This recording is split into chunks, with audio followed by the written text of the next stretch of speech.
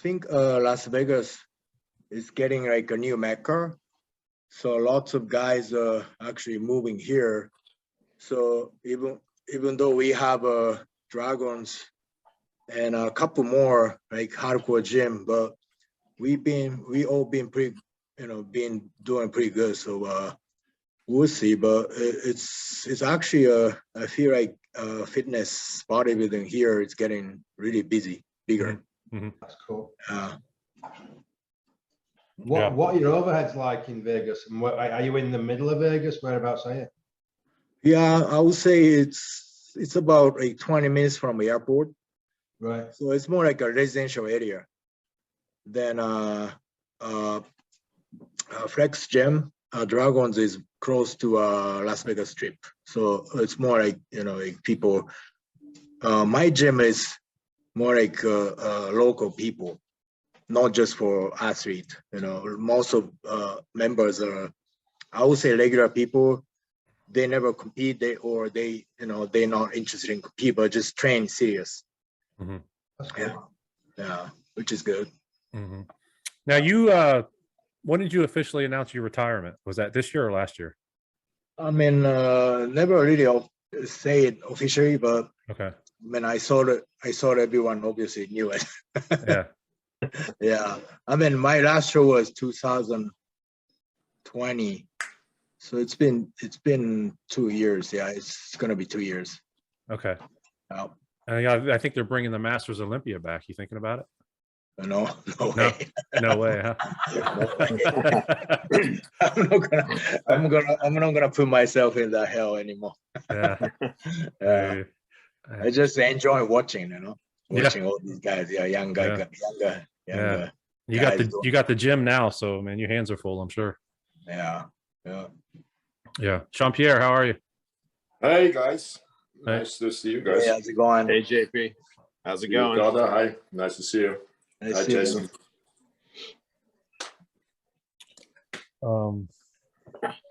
Yeah, so we just got rolling, JP. We haven't really got into much. Let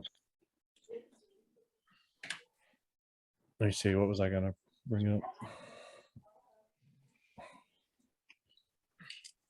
A list of questions this time. Yeah. Yeah, we don't have a whole bunch this time. Yeah. How's Iris doing? Iris is good. I mean, she's off today. So weekend, usually she's away, and weekday she's in the gym 6 to 10 p.m. She's like a workhorse. Oh wow, that's a long day. Yeah. But I mean, everyone knows gym. If you have gym, like it's whole day, it's a long day. But it's our gym, so I mean, I'm not complaining. I love it, but it's just a long hour. Well, for those that, go ahead, Ian. Go ahead. You do a lot of personal training, Heidi? Yes, personal training too. Yeah. What time do you start? What time do you finish? Do you do a lot of clients in a day? Usually start like around like 10, 11. Then I want to finish my workout before. So like I come into the gym like 9, or then I do my workout. Then probably until 8 p.m. Yeah. Long day. That was a long day. It's a long day, but I love it. Now, for those that don't know, you started out in Japan, right? And that was in late 90s is when you started bodybuilding? 94. 94. Yeah. Okay. And you won some nationals over there, right?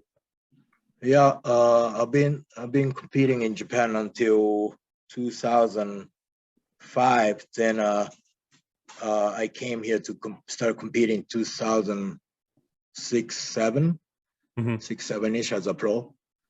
Yeah. Now, is bodybuilding bigger in Japan now, or was it bigger back then? It is much bigger now. Okay. Yeah. Thanks to all these physique as a category, physique and bikini. It's so a measure now. I mean, I think America is the best country for this sports, but Japan is getting pretty big too.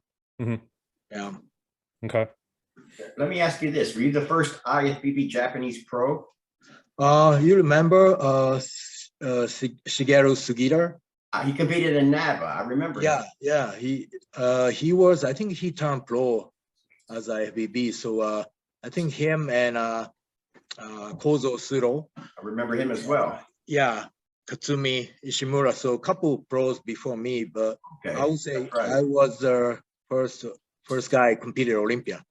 Gotcha. Yeah. Yeah. Did was Chris Dim ever in the Olympia? He did the Olympia, right? Yeah. Chris Tim was the first Asian, guy really doing well in Olympia. Okay. Yeah. Yeah, that's what I thought. You placed top 10 quite a few times, huh? Say it again, John. You placed top 10 several times at the Yeah, Olympia. 3 times in open and a couple more in 2-on-2. That's pretty incredible. I just seen here that in your last pro year, you won a show, yeah? Which say it again, sorry. The IFBB Europa in Dallas, it was your last year as a competitor, and you won that last year. I mean, that's rare to go out like that, so why are you done when you you won shows all the way to the end? Right, just that was true. It was funny. I was away like probably 2 years. I was away from competing. Then I just decided to come back, and I wasn't expecting anything. I thought I was gonna be out of top 5. I didn't think I was in shape because I was comparing myself. Like probably like 5-6 years ago. I was much smaller, but I guess I was in shape. I was shredded, so I won that show. Then I qualified Olympia, but I was, to be honest with you, like that year I was going to retire. Like I didn't think I wasn't that good. Yeah. Well, you were wrong. So that year I won that show, and I think that was a gift. I did like 15 years, so I got some things to do. Last couple of years I did a couple of shows. I won a couple of shows, and before that I never really went. I just won couple, like probably Arnold and show. Then last 2 years I won like 3 more or something, which was good, but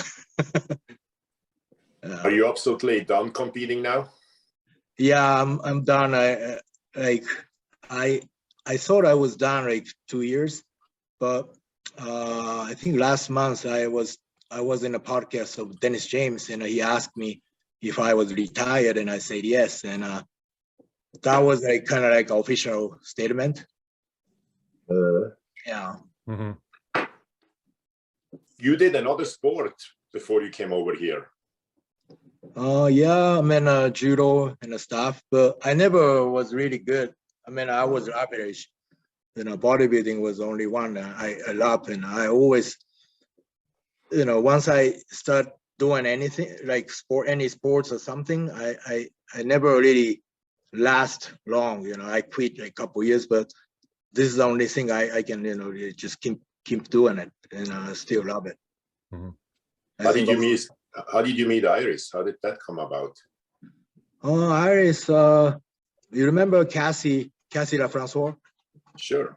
Yeah, Cassie's. When I came here, I actually lent a room from her. She and her husband, they have a huge house, and they used to rent her. I think she's still doing it. Rent a room. Then I was there, and Iris. Sometimes she was in Texas, but Iris sometimes came to train with Cassie.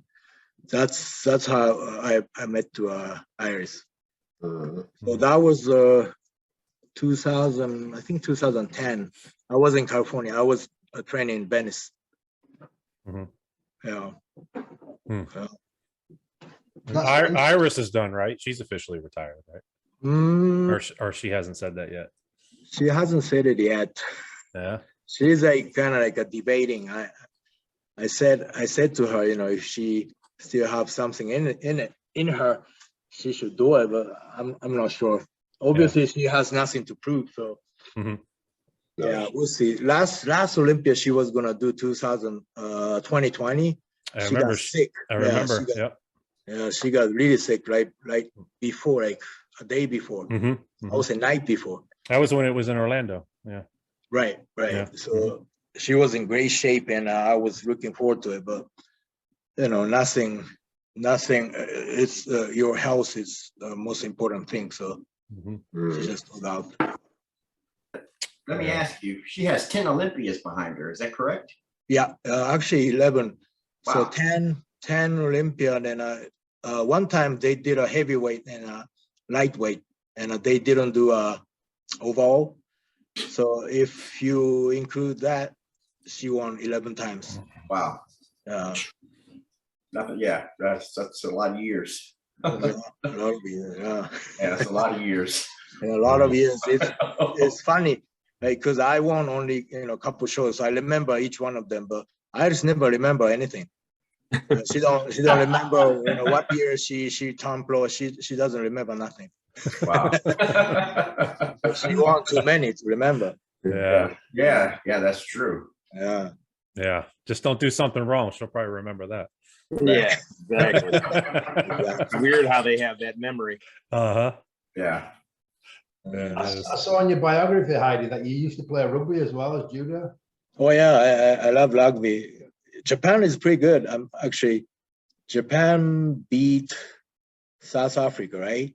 Really? Yeah, a couple years ago. Yeah, wow. We did. Yeah. That's amazing, because I grew up playing rugby, and I got into bodybuilding because I started judo at like 6 years old. My father was one of the first black belts in the UK. Oh, so wow. I have a very similar background to you. I played rugby and judo when I was young. Right. Oh, wow. Yeah, that's right. That's crazy. Wow. It's both great sports, though, that a lot of Americans are not brought up with. No, either one. No, exactly. Yeah, very, very really. European. Yeah. Well, judo's not European, but you know what I mean. Yeah. Ian, how old are you now? Me, I am 53. Oh wow, 53. I remember. I mean, I never had opportunity to meet you, but I seen you. You were competing with because my coach Miros, Oh yeah, I competed against Milos a lot of times. Yeah. I have this VHS video. The one show, Charles won that show, British Grand Prix, I think. Yeah, then you were there, Miros was there at I think 93. 93, yeah, 93, yeah. Yeah, you were, I was just started, so I have no clue how judging worked, but I saw you looked like, I was like, why this guy didn't win? I had no clue, because you're the biggest, the lineup. That means an awful lot. Thank you very much. Yeah, I think I just came in at the wrong time, to be honest with you. I just, but I have no regrets. I competed at a good level, and I competed against some great athletes, Milos being one of them. And I just love bodybuilding, man. Always have done. I don't think I did any shows Milos wasn't in it. Every video you see, Milos is in any 90s video. Milos is in it. He did 60 pro shows, or somewhere around 60. Yeah. Wow. Yeah, I think 70 something. Yeah. 70 something. Wow. Yeah. Crazy. That's crazy. Yeah, more staying power than I did, that's for sure. I was burnt out. Like you, Heidi, there's no way, once I was done, there's no way I was going back. No way. Right. Been there, done that. Yeah, I mean, I have one question, because I saw you never really competed many shows. I didn't. Correct me if I was wrong, but what was the reason? Because if you could, come here, come in the States, and did you think you want to come here to compete, like more like a focus on, like move to Venice or? I never really liked the whole Venice scene, but I by the time I actually moved here, I was professional wrestling. But the reason I decided to retire in 1998 was, I'll be honest with you, I kind of got sick of the politics. I was like, I thought I brought a good package to a lot of shows, and you know what it's like. It's hard on your family and it's hard on your kids. Right. When I was single, it didn't matter. But once I was married and I had children, then, you know, if I didn't place well after putting all the effort into a diet, you're like a bear with a sore head. You know, you're not a very nice person to be around. And I just decided it wasn't worth putting my family through it if I wasn't going to get the rewards. So I decided just to bow out, and I started pro wrestling instead. I don't have any regrets, though. I really don't. I honestly think if I'd have carried on, I probably wouldn't be here right now. So, yeah, that's something big in Japan, wrestling. Oh, Yeah, it is big, and it used to be bigger. I'm not sure now, but when I was a kid, it was really big. Yeah, I remember all the back in the 80s and 90s, and all those guys come from Japan, wrestling and stuff. Yeah. Well, when I started the wrestling business, if you went and did some wrestling in Japan, it was like it brought you up a notch. You were like considered a really good worker, a really big draw if you got to wrestle in Japan. I never did get to wrestle in Japan, but I wish I had done. That would be great. You do anything with Generation Iron anymore? No, I mean, sometimes they have, you know, they invited me to interview or stuff. Okay. It was a great opportunity for us to be in a Generation Iron first one. Yeah, that was 13, I think, right? Yeah, 13. Yeah, that was a big because when I was in that movie, because it was in Netflix. So after that, I was in airport. I was, you know, I was called, you were in a Netflix guy. Then I was like, oh wow. Yeah, I was never recognized, you know, that airport, believe it or not, like a lot of guys bodybuilding fan there. So I was, you know, called Hide, but after that I was called like a Netflix guy. It was, you know, I was pretty shocked. Yeah, that was big. That movie kind of opened up bodybuilding a lot. I think it really brought out bodybuilding big time. Right. So yeah. So I never seen Phil. Nice to meet you. I never have opportunity to meet you, but of course, like I seen you, you know, many video and pictures stuff. So where are you located now? myself? Yeah. I'm in Ventura, California. Oh, okay. It's about an hour north of LA. Right. Have you sometimes go to Venice? I was there. I used to train there a couple of years ago. Right, in LA. So I was training there at 4 a.m. in the morning, just to avoid the crowd and the traffic. Oh, yeah. That's right. Okay. So maybe I have seen you. It's possible. Yeah, possible. Yeah.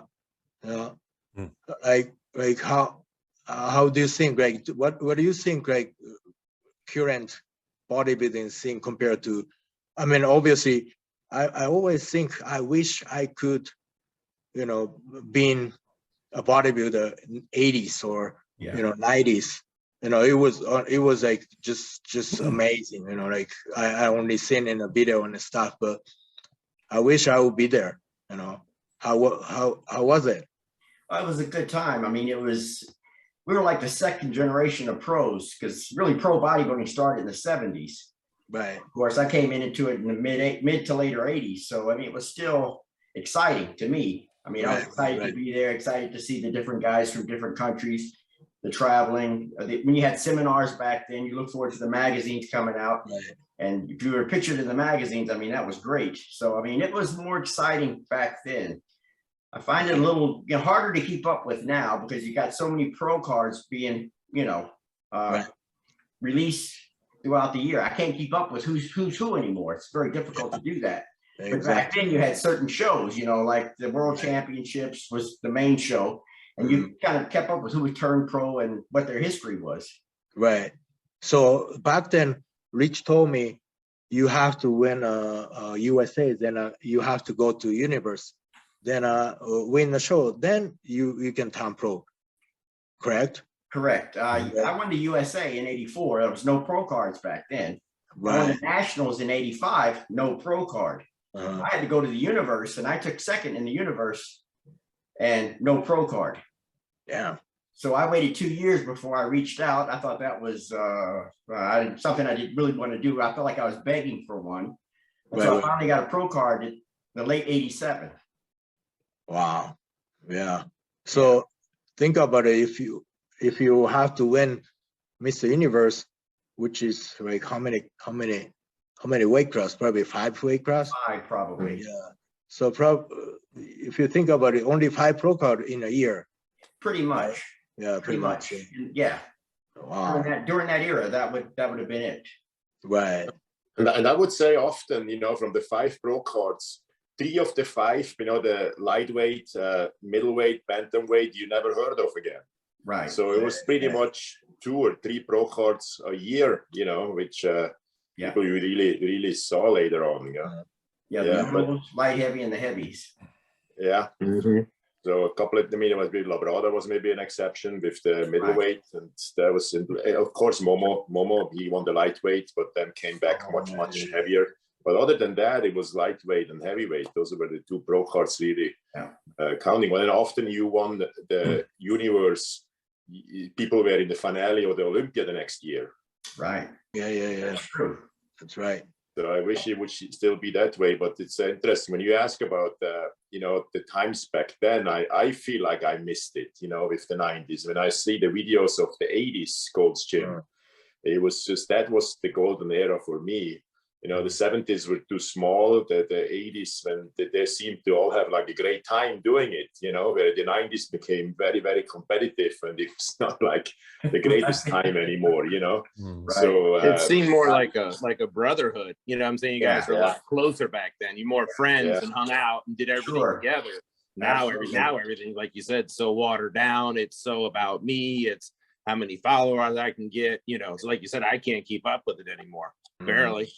I just saw the ad for the USA, and what it says, 75 pro cards are awarded. Jesus Christ! You wouldn't get that. They wouldn't get that many way over a 10-year period in the '80s. I know. Yeah. So I know you were from Switzerland, right, JP? Correct. Did you have to go to the universe to get a turn pro, or did the Swiss championships get you there? Well, the only 2 I ever heard, other than Americans back then, getting a pro card through their championships at home, were Dorian in England and Marcus in Germany. No, Switzerland. Oh my God, no. You had to go to the universe. Right. So we only had 3 pros in Swiss history, really. A man open. You know, there was Jean-Luc Favre. He won the universe in '89. There was no overall, but then he went to the Olympia, placed 13th, and then later on, Weiler was his name. He won the amateur Arnolds, the overall, but that was the only 2 pros we ever had. No, you had to go to the universe. Yeah, because the year Dorian got his pro card in EFBB, and that was the year that I won the junior universe in NABA and junior Britain. And then the following year is when I got my pro card. I won the heavyweight, and then you had to win your weight class and then the overall, and they awarded 2 pro cards, 1 man and 1 woman in England. I got mine the year after Dorian did. I remember I was extremely pissed when Dorian and Marcus got their pro card through their championships in their country. That's why I'm asking. I was extremely, I mean, I understood the Americans, you know, I kind of get that, you know, but I was extremely pissed. So, well, they both turned out pretty well. So, you know. There was a lot of good talent in England. There was a lot of really good.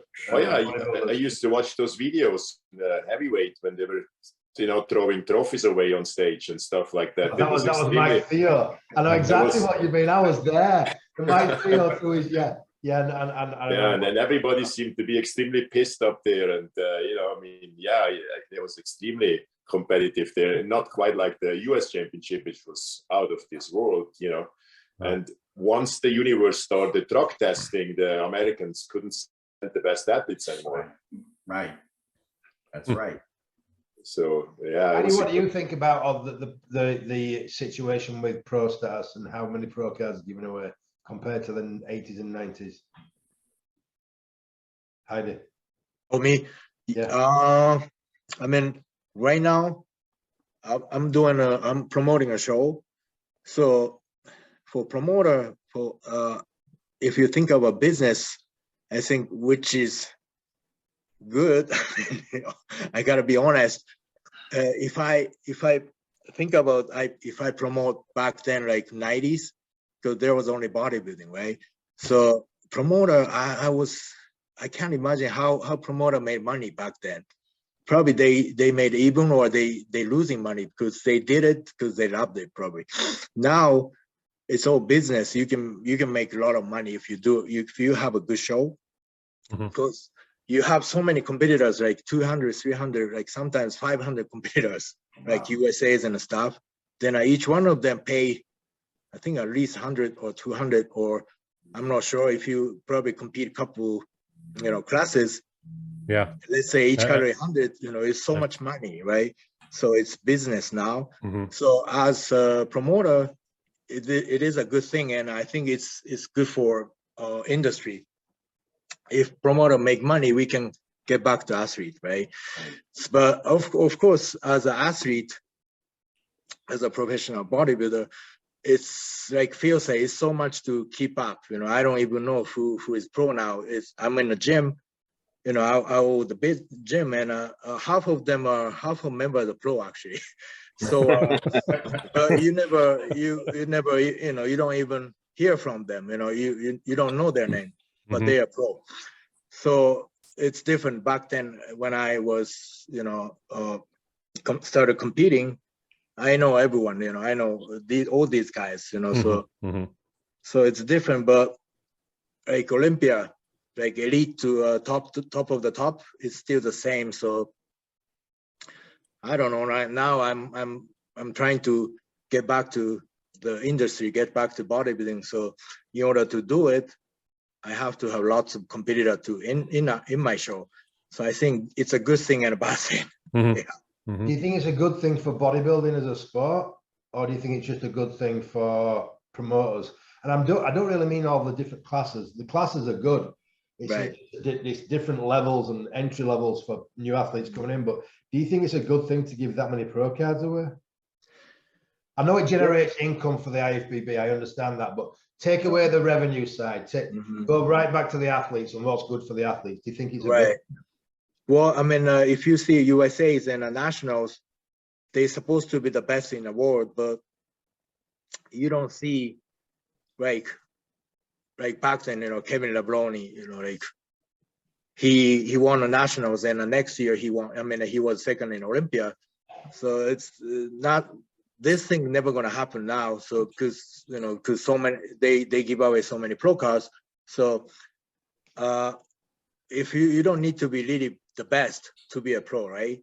So all these guys just turn pro, and the next generation comes up and they are not ready. I think giving away too many pro cards makes the depths of the competitors really shallow right now. I have to say,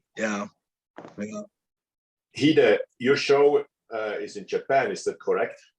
Yes, I have a show in Japan, 3 shows. Three. Two pro shows. Is that? I mean, the amateur show you have, is that the pro qualifier?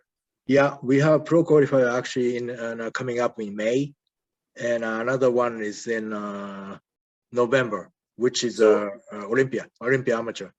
I assume you are getting a lot more competitors because it's a pro qualifier, or would you just have as many competitors?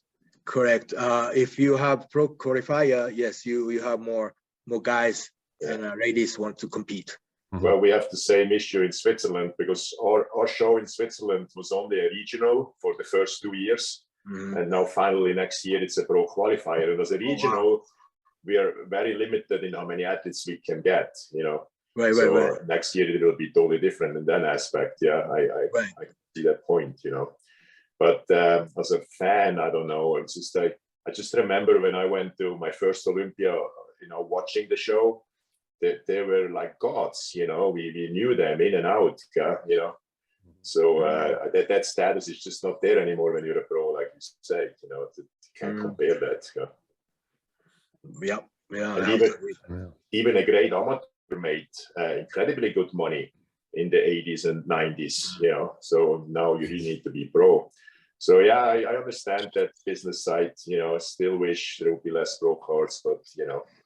Well, I think what you've done though too, though, like you said, like Heidi said, it's shallow, it's watered down, but then there's no, I don't know, there's like no satisfaction in turning pro. I remember when I turned pro, won my world title. I mean, that's the greatest thing in the world. It was so awesome. It was, you know, because you could say you were the best in the world at something, you know, and just it meant a lot to be a champion, to be a pro.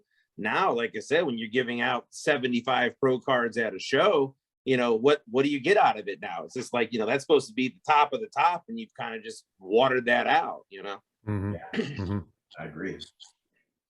Yeah. I mean, it's creating a hell of a revenue stream for the IFBB, but I don't know if it's good for the athletes personally.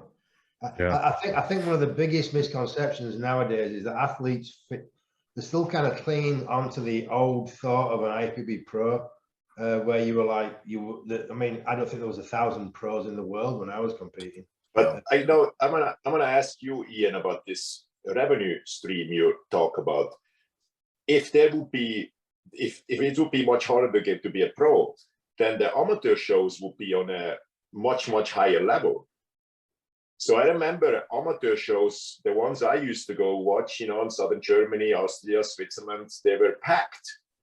Now in California, there's not really a lot of people watching those shows other than a few family members. I mean, the money could still be made without giving all those pro cards out. You know, but what's happening? I mean, we don't do that, but I'm on about the IFBB. But basically, if I know, for instance, in 2019, the NPC gave away 1,072 pro cards in this country alone. Well, if you what is a pro fee for the year?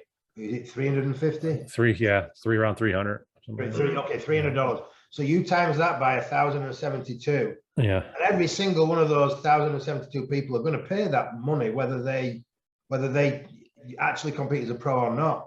Well, at least for the first year. Yeah. Well, that's what, 30 grand in just that 1 year. You know, you times that by 10 years, and that's a hell of an income. Right. And you don't have to put a show on. They're going to pay you that whether you put a show on or not. You know, so it's that's what I mean by a revenue stream. Yeah, but then those people, when you compete at an amateur show, that entry fee is quite expensive too. Yeah. So those people who are now paying for the pro card would then pay for an entry fee in amateur shows because they're much longer an amateur. So, but 125, 150 now. I agree with you, but you can't guarantee. People will guaranteed pay for the privilege of saying they're an IFBB pro, right? And but not everybody's going to compete every year because it's hard. It's a lot easier to pay that $300 and not go through a diet and say you're an IFBB pro than it is to actually diet down, get on stage.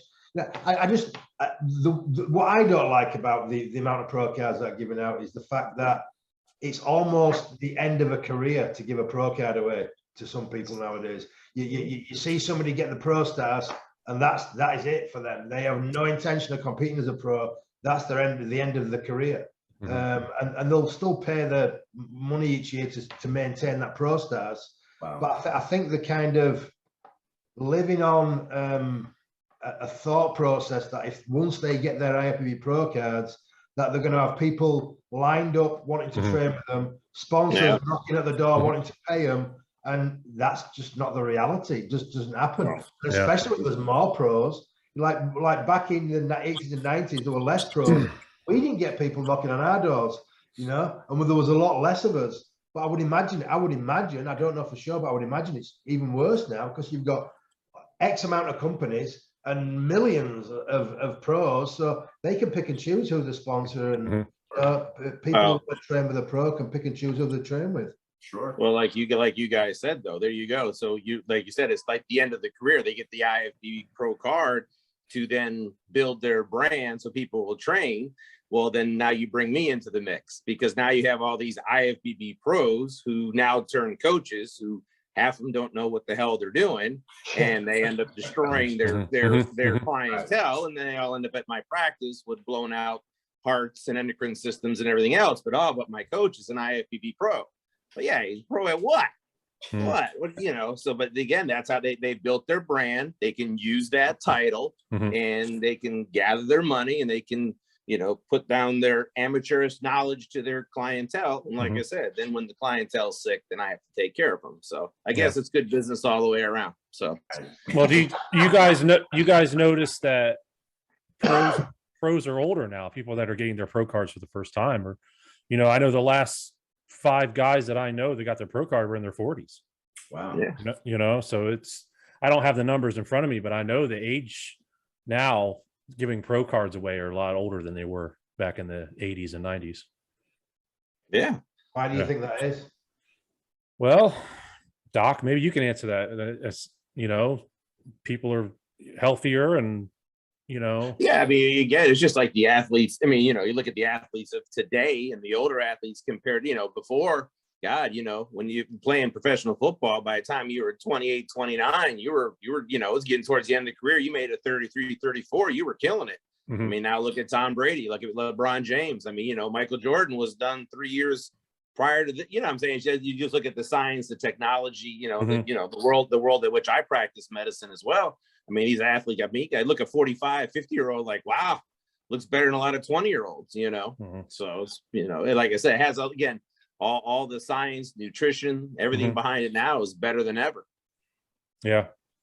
How old are you, Heidi? 48. I'll be 49 this year. Oh, wow. Yeah. Why have you got a lot less wrinkles than me? What am I doing wrong? He's got more hair too. You're right. See, I can say that. I used to have more, like, out of control. No, but you and JP have the secret down, man. The hair. Yeah, look at JP. Yeah. Hide, I've seen you have a degree in nutrition. Yeah, I mean, I wasn't in, you know, university, but to be honest with you, I started bodybuilding when I was there, so I learned, you know, I learned more in a gym than school, actually. You know, I think bodybuilding is the best teacher for nutritionist. Yeah. So Hide, while we're talking about, you know, I usually ask all the guests when they come on here, because we always talk about these bodybuilders that are dying. In your opinion, what do you think is the cause, and what do we need to do to change? I don't know. I mean, I think it's a lot to do with internet. I'm sure back then, probably 20 years ago, 30 years ago, I think, I don't know. I'm just guessing. I don't have number. But back then, of course, people were, you know, like passed away, you know, not because of bodybuilding, but right now, because of internet, if somebody died, you see it more often. Sensational, yeah, it's more sensational, right? So, like, if I remember correct, only guy we know like passed away like all of a sudden was Momo, right? Momo Benaziza. But other than that, we know a couple, but there was no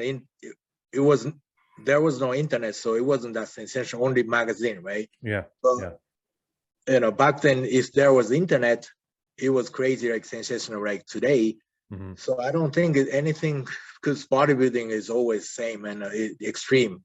So somebody do something wrong, it can cost your life. Everyone knows it, you know, here. You know, because we doing it, and I don't say we are lucky, but I did something, you know, like dangerous. You know, back then I didn't realize it, but I think about it, and I was like stupid, right? But I did it, and but I'm still here. So a lot of what we do same thing, but someone is not lucky enough. But I think it's been same. It's just internet make it more huge. You know what I mean? Yeah. Yeah. So of course, I think, you know, go ahead. I mean, health, you know, our health is priority. So doing all this stuff, we know it's not healthy. So after like certain year, like me, like I'm 40, like I said, I'm 49. So I can't be heavy like used to be. Like I was probably like 230, 240, but I'm like around 200 now. I'm planning to lose some more weight to be just healthy and movable, right? So you have to be like, it's common sense. You can't be like huge all the time. Maybe some people can, but most of us has to realize, you know, it's not bodybuilding. Like being huge is not forever. Yeah. Right? Yeah. Yeah. Am I right, Dr. Jason? Am I right? Yes, sir. Yeah. I mean, you know, yeah, like I said, guy, when I played pro ball, it was 275 pounds. Now I sit around 205, 210. Yeah. It feels a whole lot better. Yeah. I'll tell you that. Yeah. I think carrying, I think, you know, like you weight. said, go back to to the internet though. And I think what happens to a lot of us guys, mid 90s, early 2000s, you know, we always had access and availability to things. But what scares me now as a doctor perspective is the amount of just drugs that are floating around, the fact that they can be made by anybody. You can go on YouTube and, you know, like I said, I remember how it used to go back in the mid 90s, how things work now. I mean, you can order powders upon powders of stuff, and you got the guy who works at the barbecue stands making tren and testosterone in his kitchen, you know, and that's really scary. You know, I think I said on one of the shows prior, I had a patient tell me that one of his friends thought he actually bought Winstrol and it ended up being Armorall, and they had to take out the whole side of his leg because it just rotted his leg out, you know. And like I said, you're putting this stuff in your body, not monitored by anybody, and then now you're getting these, you know, these deleterious outcomes. Wow. Yeah. And you know, the quality was probably better, the stuff we had. I mean, I'm sure it was better. And but the dosage just definitely went up. You know, I mean, we had freaks back then. I mean, I know people who took 6,000-7,000 milligram in the late 80s, early 90s, but was rare. Now people definitely taking more with less breaks in between cycles. And then there's more athletes on top of it with the internet. But I do remember when Andy Münzer died, I did read in a German magazine that there's 600 documented cases about people, not necessarily in bodybuilding, but in weightlifting, bodybuilding, have died. So there were always problems. You know, it's just probably more now because of all the reasons we just mentioned. Yeah. Well, like we talked about, you know, we've talked about it from an athletic perspective, you know, these professionals and athletes, you spend all, you know, and Jason knows this, and, you know, half the guys on the show now are, you know, patients of mine. I mean, how much does it cost to see me here? It's $400. You mean to tell me you don't have $400 to have the doctor look over everything and make sure you're healthy? You know, like I said, I give you, I can't spend that money, or, I don't want to know what's wrong with me. It's the most asinine statement in the world. You know what I'm saying? But you'll spend thousands of dollars preparing for a show between, you know, drugs, food, training, quote unquote, coaches. But, you know, you won't spend, you know, $400 a year to decipher whether or not you're healthy or not. Say, hey, let's pull the plug. Hey, this is, you know, this is affecting this. Hey, let's back this off for right now. Yeah. You know, Doc, I think it's more of, I don't want to know more than it is the money. Yeah. And it is. And that's scary because, you know, the damn thing is you're going to find out. You don't have to know, but you're going to know. You know what I'm saying? You know, you know, gotta let you know when you've had enough. And you're, you know, whether you're, you know, it's your loved one calling me that so-and-so had a heart attack or a stroke or is in kidney failure. You know, I just, again, like I've taught you guys, you know, ride the wave. Let's find out what's going on. Let's just take a look, and everything's good. Great. Hey, if we're running something, hey, how did that pan out this time? Oof, this went really bad. This went sideways. Let's not run this again. This was dangerous. You know, wait, it lasts 4 weeks. What do I say? Make sure you let me know what's going on every week. If we need to adjust something, make sure you're healthy, you know? Yep. And I'm guilty of that too. So, you know, I made every excuse up in the book why why can I cannot wait with this and this test, and it's doctor here who woke me up. I was always saying things like my career was much shorter than most guys. I didn't take that much, and till you, Jason, mentioned that a lot of this could be avoided if people just know. And then I remember you sent me the text with the 3 tests, and I'm very, very happy I started all that. Better late than never, but it took me to be 53 years old to finally get this all started. And I made a lot of changes in the meantime. And so I lost 12 pounds now in the last 5 weeks. My blood numbers are getting better, and I'm very, very happy I started. I mean, look at your pressure. Look how much your pressure went down in the last month. Incredible. Your blood pressure, how high it was, and now where it's at. Although this morning was quite scary. My blood pressure went down to like from 140, 50 over 100 to like 120 to sometimes 130 over 80.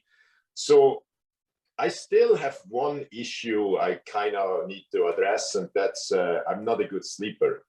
And I hope through the cryotherapy that might help me a little bit, of course, being lighter and eating better. So I started this product, GABA and a little bit of melatonin in it. Last night I took it the first time. It's a natural product from Species. So this morning I did wake up quite a few times still last night, but I was not in any condition to turn Netflix on or anything like that. I did feel the product. So this morning I took my blood pressure, and to my shock, the first measurement 101 over 72. Wow. So I thought, wow, this is let me check this again. And normally I hold my arm up to make sure that's good, right? A better number. Yeah. So then I was holding my arm down. I did the second measurement, and it was the third measurement then was 108 over 76. And I'm sure this product did that, of course, in combination with my weight loss and all the biking I'm doing. But I'm really getting better, and well, you're finally, probably in the past 20 years, you're finally dipping. There's a phenomenon at night that we all should go into. It's what's called dipping. Your blood pressure should go into the low 100s, low 100s and the low 60s. Okay, if you're not doing that, then you're truly hypertensive while you sleep. So even though you may be horizontal and think that you're sleeping, you're subconsciously not sleeping. You're still either sympathetically driven while you sleep, or you have a system in your body called the renin-angiotensin-aldosterone system that's staying too active. So what happens, remember, we get up in the morning because our cortisol rises, alarm goes off. So then if you haven't dipped, now you wake up in the morning and now your pressure is 140s, 150s over 80s, over 90s, you're starting your day hypertensive. So what you've done with the GABA and the melatonin, so your GABA is a inhibitory neurotransmitter. So like a lot of times benzodiazepines like Valium, Xanax, Ativan, they'll hit the GABA receptor. That's what happens. And so what you're doing is you're naturally releasing GABA. And then remember, melatonin's great for sleep, but the biggest thing it does, what I give my patients, it's the brain's most powerful antioxidant. You follow me? So you're keeping down an oxidative stress in the brain while you're sleeping, which is going to help you to rest better. The GABA in turn is going to decrease things in the central nervous system, and there's your sleep better. So 100% great product, obviously. So I did on a almost a little fun, I did my stress test last Wednesday. Yeah. So I did tell him I never run in my life, or not since I'm 17 years old. I started bodybuilding very young, and I became a heavyweight in with 6 months. So running was never really anything I did. I did stepper or any other, or rowing, or biking. So they put me on a stepper, and there's no way I'm going to give up. They every 3 minutes they raise the pace.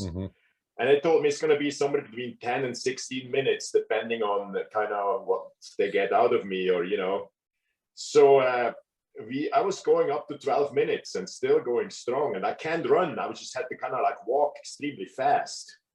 So I don't know if I would have gone any further, but he asked me several times, "Are you okay?" And I'm still an athlete in my mind. There's no way I'm gonna have to fall off that treadmill before I, say no more, and then have to be injected with some liquid. Yeah.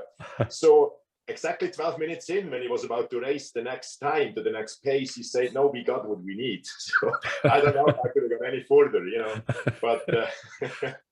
Without this month of biking and sprinting on the bike, there's no way a month ago I could have done that. There's just no way when I was 10 pounds heavier. But so I did it. I'm waiting for the results. The nurse didn't want to give me too much, said, "Yeah, it looks pretty good, but it's going to go to the cardiologist and we'll see what comes out of it." Yeah. Good.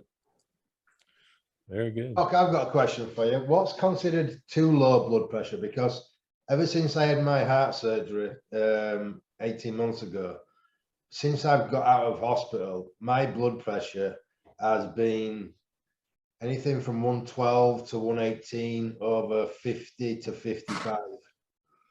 Again, the biggest thing is every individual is different as long as we're not symptomatic. Again, remember, the blood pressure is going to help with, it's basically at the end of the day, it's perfusion of the blood to the tissue. So if you can have a pressure, I'm just saying in the low 100s over high 50s, and we're perfusing well, so it means we're not lightheaded, dizzy, short of breath, weak, so on and so forth, and that's a fine pressure. A lot of times what you will see as individuals get older, non-athletic individuals, I like to have their blood pressure a little higher because it's pushing that blood to the tissue. So to see a 65 or 70-year-old male or female that's not as active, you don't get so concerned with the blood pressure, maybe the 150s, high 150s over the higher 80s and 90s, because they need that higher pressure gradient to get the blood to the tissue. Is that not still putting pressure on the heart though? Remember, pressure for all intents and purposes is going in the vascular system, so the arteries. So again, the body will compensate. The older people, it compensates appropriately. You see what I'm saying? Now, younger person with higher pressure, you're going to get backflow. You're going to get stiffening or decreased compliance all the way from the capillaries to the small arteries to the named arteries to the big arteries back to the heart. So that way the heart never truly gets to rest, and that's when we end up going into failure. So as long as I'm not getting lightheaded and I'm not short of breath, I should be okay. Yeah, you're fine. Like I take specific medications to make sure my arteries stay open, which in turn lower my pressure. So normally, like when I get up in the morning, my pressure will be somewhere between 105 over 65. My heart rate's between 55 and 60. I'm fine. I'm not tired. I'm not short of breath. So it's fine. Again, you begin to have those symptoms, then the pressure is too low. Hide's a lot's changed since you've been on last time. What is it? I said a lot's changed since you've been on last time. It was just me. Yeah. Now I have a doctor. I got all the pro bodybuilders. Yeah. Rounding stuff. Yeah, man. Thank you. We're growing. We're getting bigger. So I think yesterday, speaking of, we're talking about people dying. Yesterday would have been Sean Roden's birthday. He lived in there in Vegas, right? Yeah. Did you see him much? Yeah, he was training our gym too. So okay, that's what I thought. I still can't believe he was gone. So how before he died, how long did you see him before he died? Do you remember? Probably like months or so. Okay. Yeah, I seen him regularly. So I talked to him, I think Olympia. So it was like a month. Yeah. Okay. Before he passed. Yeah. So you believe now, I guess Vegas is the mecca of bodybuilding now. Yeah, I think so. Yeah. So you're at the right spot. So now you guys have all those like great gyms. There's a lot of competition. Is that a problem, or is that enough for everybody? Actually, I just talk about it when I started. Flex Gym Dragons is close to Las Vegas Strip, right? So it's right next to airport.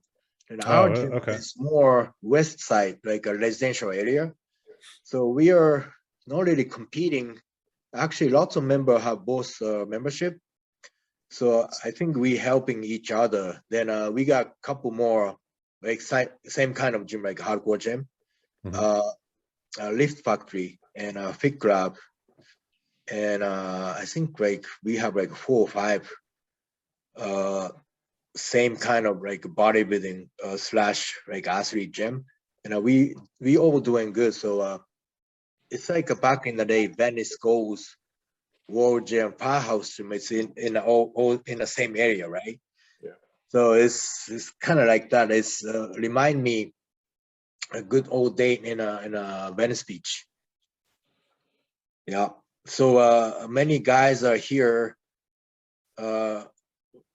Jay Carter, Mirosh here, and who else? Flex Wheeler living there. Yeah, Flex here, Regan training with Mirosh. So I can't think, but it's too many to mention. It's so many pros.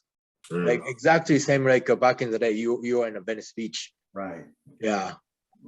Does Milos have one gym he trains, or does he train at your gym regularly? He trains every gym. He goes Dragons. He goes all different gym. Right. Yeah. So you can do that. You want to do legs, this gym. Back, that gym. So it's really good for athlete. Awesome. Yeah, that's great how you guys do that. Here it would not be possible. You cannot even work as a trainer in any gym here other than working for the gym. So right. We have one gym in the whole area where you can do independent training. Right, so right. Very happy to hear how you guys have this up there, that everybody has a chance to go pretty much everywhere. Thank you. Then Olympia comes around, you guys need to be here too. Absolutely. Yeah, definitely. I'll be there. Yeah. Well, I had the pleasure not to train your wife for one session, but she joined in when I trained a client in Vegas about 3 years ago. Oh, wow. And they were friends. I think he was the makeup artist for J-Lo. And who did simply join in? Iris. And yeah, that was a lot of fun. I don't think she remembers that, like she doesn't remember her Olympia titles, and this was way beyond an Olympia title. I'm pretty sure she remembers.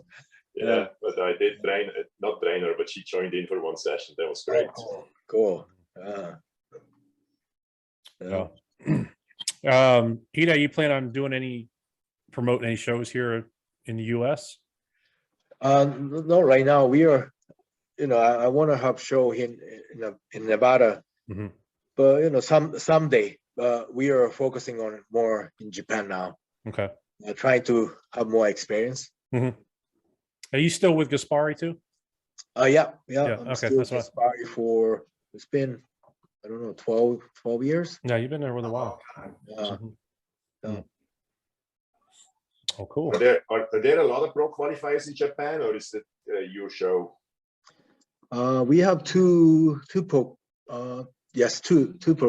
qualifier. Yep. How is COVID over there? Are they pretty? Are they still pretty strict or no? Yeah, still strict, but I would say I'm not sure, but I don't think they are open for tourists yet.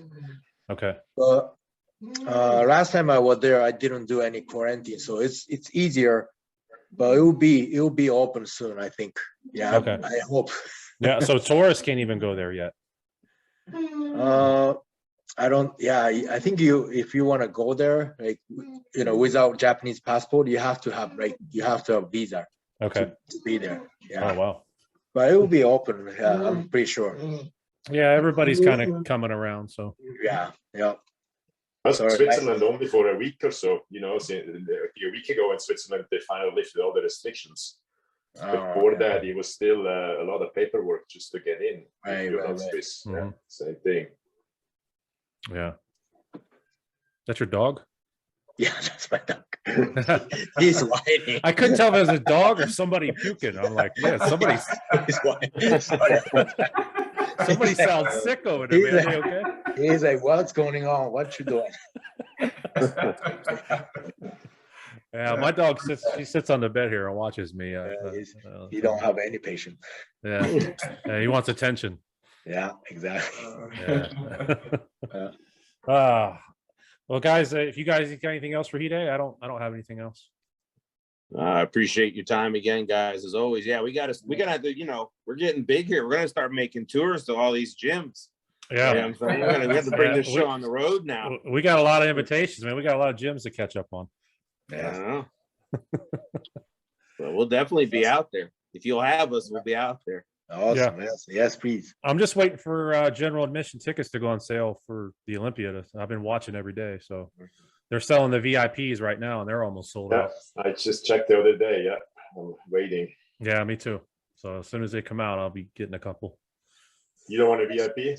VIPs? Nah, I just go to the Saturday night. That's all I go to. I'm only interested in the Friday shows.